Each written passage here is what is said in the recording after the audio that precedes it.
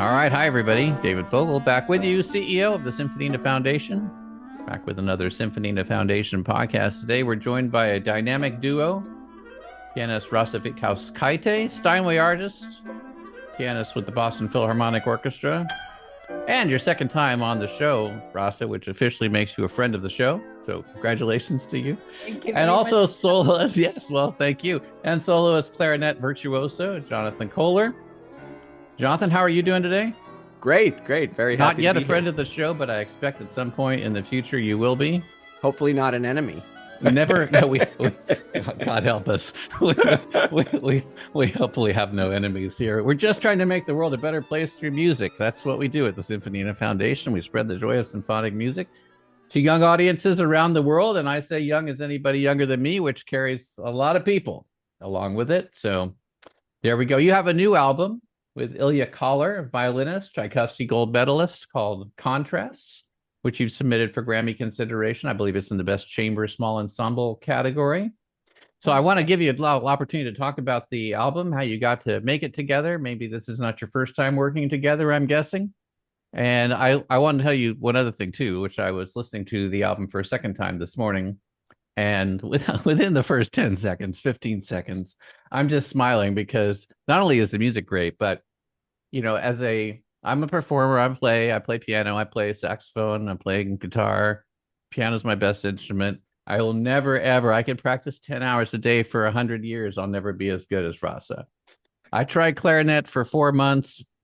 I'm an okay saxophone player. I could play 10 hours a day for 10 years. I'll never be as good as Eric Marienthal on saxophone, and I could play forever, and I would never be as good as Jonathan on clarinet. It's just a marvel to be able to listen to people who can play. And I'm not even watching them play. I'm just listening to a recording of them and going, oh my goodness, this is just so good. So congratulations to both of you and Thank for you. all the talent that you have and the time and dedication that you put into your instruments and sharing that all with us. It's our privilege to be able to listen to you both play. Thank you. Thank you so much.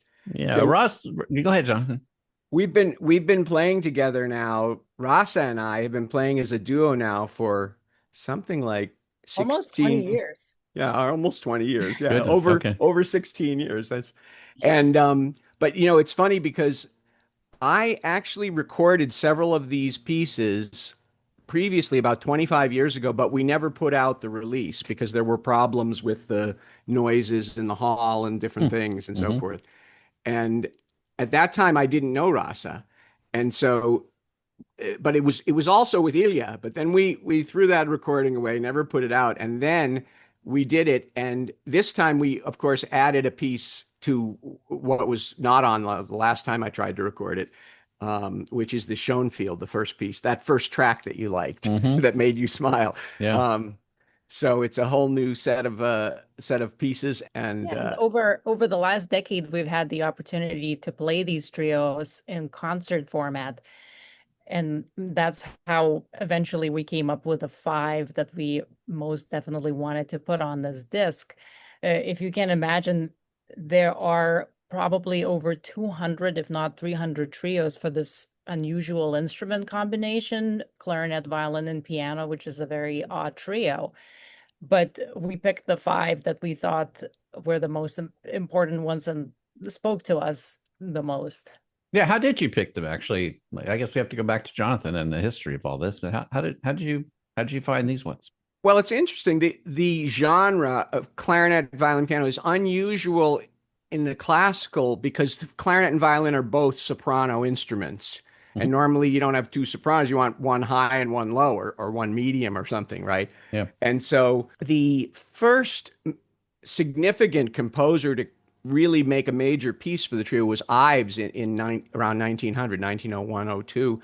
And then Stravinsky followed, then Bartok, and then these others came along every 20, 30 years, with Schoenfield being the most recent one. But what they all did is they all realized that, yeah, they're soprano instruments, but they're also the kind of the two instruments that dominate in popular folk and ethnic music. If you hear any kind of popular band, whether it's klezmer or Hungarian music or the Armenian music, the Bulgarian music, all of it. They always have usually a clarinet and a violin, and sometimes a singer, right? And Mhm. then so it sort of became the combination that allowed the composers to really fuse popular forms with classical and create a whole new genre of music. And then later in the century, other composers came along. So, like Rasa said, there's hundreds of pieces for the combination now, but these five are sort of what we call the pillars of the repertoire. They're the main ones, the most Interesting. famous ones. Yeah. Okay. And All they're right. all what unifies the whole album is that they're all folk inspired. So as Jonathan mentioned, the Armenian Khachaturian is brings a lot of Armenian tunes. Then Bartok, Hungarian music, Schoenfield, obviously, Eastern European Jewish tradition, and so on. So in every single trio that you hear these very different traditional elements that kind of unify the whole disc.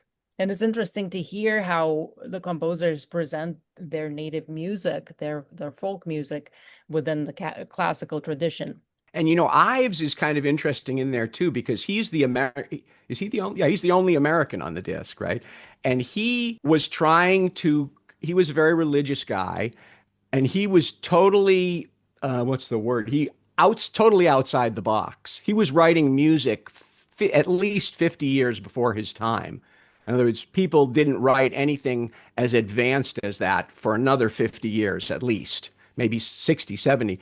And it's very spiritual music, what he wrote. And it is based inside, if you listen carefully, on all kinds of hymns and songs from the Civil War and be earlier, or what do they call spirituals and church hymns and things like that, Mhm. all focused around the American genre. So it's interesting to combine that with all the other countries. When you're recording for these three instruments, are there any special recording issues that come up? I could imagine, recording for clarinet's not the same as recording for violin or piano. And if you're doing it in a symphonic setting, it maybe doesn't make that much difference, but you have the room noise, you got the rest of the orchestra, you got all that. But when it's just you three, there's probably some other nuances that go into making a great sounding record. Yeah, the biggest challenge is the balancing of the instruments, but it's also what makes recording so good. Glenn Gould got so obsessed with recording, he never wanted to perform live anymore because he said, look, we can make it sound so much better and detailed on a record than you can in a live concert hall. And the balance is always the problem. You don't want the piano covering the violin or the clarinet covering the violin because both piano and clarinet are much more powerful instruments. And so by how you mic it and how you do the balancing of those mics is what allows you to hear all the voices very clearly. But it really helps when you have two incredible players on clarinet and violin. All the problems disappear. Are you involved in the audio engineering and the mixing and mastering side as well, or do you let other people handle that? Oh yeah, I'm the producer. I did all the editing. I have a great multiple Grammy winning engineer, Mhm. Brad Michael, who he has it's all his equipment Mhm. and he manages the recording process of getting it onto disc. But Mhm. once it's on disc, I do all the editing, mixing, mastering, balancing, all that stuff. Okay. So. Cool. Well, that's great that you're so hands-on with that. I appreciate that. Jonathan, how did you get started playing the clarinet? Just kind of randomly in fifth grade, we had these class lessons at school, and my brother had just quit playing the clarinet. So there was a junky old clarinet laying around. My mother said, here, take this. And so I started with the class lessons when I was 10. And then when I was like 12 in seventh grade, then she got me a private teacher. So I started studying then. And you liked it, so you stuck with it. Oh, yeah. Yeah, yeah. I stuck with it all the way through. Enjoyed it, did well with it. It's funny. A couple of years ago, I recorded the Weber, a whole Weber disc of Carl Maria von Weber, and one of the pieces on there is called the Concertino. The first time I performed that was when I was 12 in the seventh grade at my junior high school with my junior high school music teacher. And that's 54 years ago. That's a Okay. while ago, But yeah. a while ago, but I called him up This is about 4 years ago when I did. I called him up and I told him, I said, "Hey, remember our concert where I did the concertina? Because he played piano with me, my music teacher at Mhm. school." I said, "Hey, I finally learned how to play it." What did he say to you? Oh, he was very happy. Yeah, He was yeah. very happy. Yeah. Rasa, how did you find your way to the piano? Well, sort of similarly, but in a little different format because my mom was a music teacher, and we always had an upright piano back home in Lithuania. So it was kind of a natural transition that I would start playing the piano that we had in our living room. She started teaching me for about a year and then let me go to music school, a local music school. And soon that music school kind of became I outgrew everybody there because I was practicing so much and competing that people from the capital of Vilnius, there's a very famous boarding school in the capital of Vilnius called the Čiurlionis School of the Arts, and they started to recruit me. Hmm. Even when I was in elementary school, they kept inviting me to come study there, but my family always felt like it would be still too early to go because I Yeah. wasn't even 10. But Yeah. eventually, at the age of 10, they let me go and study in the big city and live on my own. So I've been doing this, since before I was aware of myself. Yeah, yeah, yeah. Well, I have a question for both of you. Thinking about it, it could be different for piano versus clarinet, but I suspect maybe there's a lot of similarities. If you think about people who are coming into orchestral music now, they're young, maybe they're not 10, maybe they're 18, and they're making a choice about becoming a professional musician, a performer, a soloist, all those kind of, what are the maybe one or two things that you would highlight for them? Maybe recommendations are too easy, but things to think about, things that they should be aware of, consider, maybe things that they haven't thought about as much as they should, given that you're at the top and you've been doing it a long time. I think finding the right teacher is very important. Somebody who would motivate you, but also challenge you in various settings. I know Jonathan works with a lot of students, so he probably has more detailed advice. But for me, what really shaped my career and my ability to play was having a really dedicated teacher. Jonathan, what Yeah, do you say? well, it depends what level, what point in your life and career you're at. If you're still young enough and you're studying music, I would say, yeah, just study music because music is a great way to learn everything. It's a great way to focus your mind. There are many studies now that have been done that show people who achieve at high levels in music do better in all the subjects. So, but if you're getting to the point where you're deciding, do you want to go on in this, like for a career, as you were saying, in orchestra or whatever, I would say make sure you understand that you got to be dedicated and ready for zillions of failures Hmm. and being able to stand up and keep going and not worry about making a lot of money because most musicians never make a lot of money. So if making a lot of money is your goal, which is not the greatest goal in the world, but some people want to do that, then being a musician is not a great way to do that. There's lots of better ways to make money than in music. But if you love music, I had a friend who used to say, you know, don't do music unless there's nothing else that makes you happy, or something like that, right? So uh, because you got to stick to it and then keep going. And my friend who plays principal oboe in the Boston Symphony said, he lost 100 auditions before he won his first mm, one. So mm. if you've got a fragile ego, you're not going to make it in this business. You got to be able to lose many, many times before you succeed. So Yes, sort of the Thomas Edison approach to making a light bulb, except you're not really in control of your own destiny. It's other people who are judging you, and they're anonymous sometimes, and that is hard. that's right. That can be very difficult for a lot of people, and understandably so. So, all right, that's all good advice. I understand, Jonathan, you're president of the record company that released your album. Yes, it's called Ongaku Records, which is Ongaku is the Japanese word for music. Ah, okay. And so I chose the name because I knew everyone would think, wow, that's a cool exotic name and not Yeah, know what it meant. But they would remember it.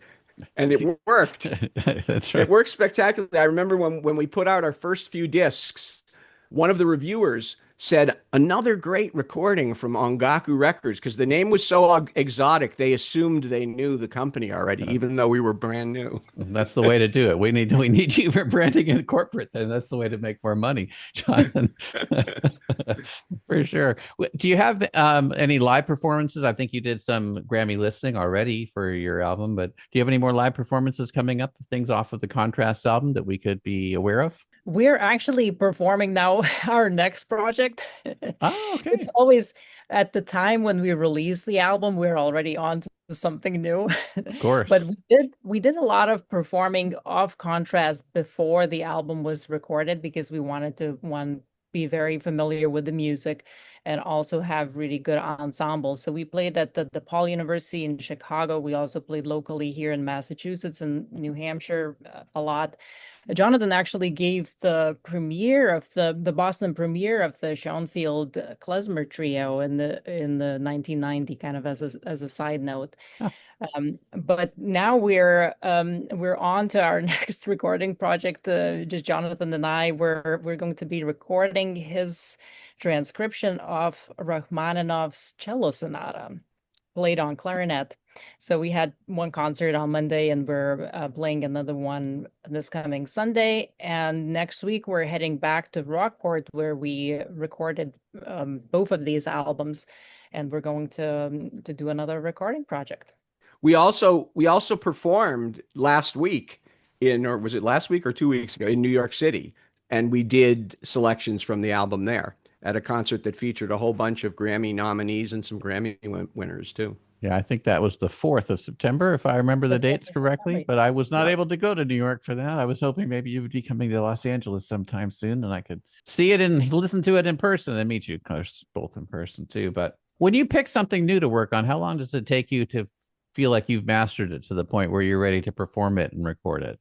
Honestly, it so depends on the piece. Like at least two of the pieces on this album, two of the trios on this album, are some of the hardest chamber music examples I've ever tackled. The Schoenfield trio, every time we come back to it, both actually, it's true for me and Ilya, both times when we come back to it, it feels like we've never played it before. And you sort of need to relearn it.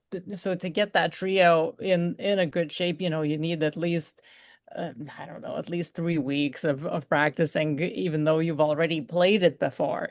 But to learn it obviously takes much longer. So it really depends on a piece. Some music you can learn fairly quickly. I'm a pretty good sight reader, so I can sight read and learn music relatively fast.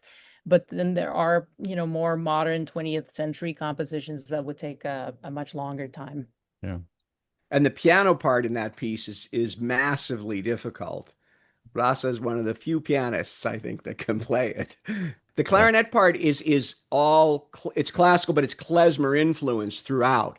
So if you know the klezmer genre, it's doable. But if you don't know the klezmer genre, it's that much more difficult because you have to learn how to do all these weird things that you do in klezmer, but you don't do in classical. So it's different techniques and things. It's interesting as a composer's dilemma. Maybe it's not so much of a dilemma now that I say that word, but if you're not a famous composer and people don't know you and you're writing something that's esoteric and difficult, it's very unlikely to be played because there's only a few people in the world who can actually do it justice. They probably don't even know about you. So there's, you got to build up to being able to write something at that level that people like you would go, oh yeah, we're gonna pick up that one. And I suppose if you compose yourself, Jonathan or Ross, I haven't asked you if you do, but you probably have those same considerations about who's going to play this besides me, right? Because you can write at a level, I presume if you do, right, that reflects your own talent, but there are only a few people in the world who really, as a percentage of the 8 billion people on the planet who can do it. Well, yeah, and the interesting thing about the Schoenfield too is that there are lots of klezmer players, right? But klezmer players can't play this piece in general. There's a few that can, but because it's classically extremely difficult on top of being klezmer stuff, right? Real regular klezmer is all improvised and technically not so difficult, but it's difficult in its improvisation and the stylistic things. So you got to be someone who can play the classical stuff and do the klezmer in order to do it. And there aren't that many. So in fact, the guy it was written for, the guy who commissioned it or requested it was David Schifrin, who's a very famous clarinetist, also a colleague of mine, and he never recorded it. There's like one recording, I think, of a live performance of one of the movements, because I know he performed it live on several occasions, but he never actually recorded it. And our recording was only about the third or fourth recording. In fact, there were just last year, I think 2 other recordings came out, but for 20 years, basically the only recording was one made by a friend of mine in New York who was fantastic at both klezmer and classical. It's amazing. Well, I'm so glad that you were able to select all the 5 selections that you did for contrasts and share it with us. And I encourage everybody to go listen. And again, it's submitted for Grammy consideration under Best Chamber and Small Ensemble. And Rasa, Jonathan, if people want to get in touch with you, what's the best way to do that? Well, they can find us on social media. That's normally the easiest. My Instagram is at Rasa Piano, RASA Piano. Or my website is also rasapiano.com. And Jonathan, what about you? Well, my website is jonathancohler.com, so that's pretty easy. Cohler. And on YouTube, the YouTube channel is Cohler59, Cohler 59, which gives away how old I am, I guess. Maybe it does. Rasa, Jonathan, thank you so much for spending your time with us today. We greatly appreciate it. We appreciate your talents. We're going to listen to some more of your great music on the way out here. And if there's anything we can do at the Symphonina Foundation to be of help, you just let us know. Thank you, David. Thank you so much.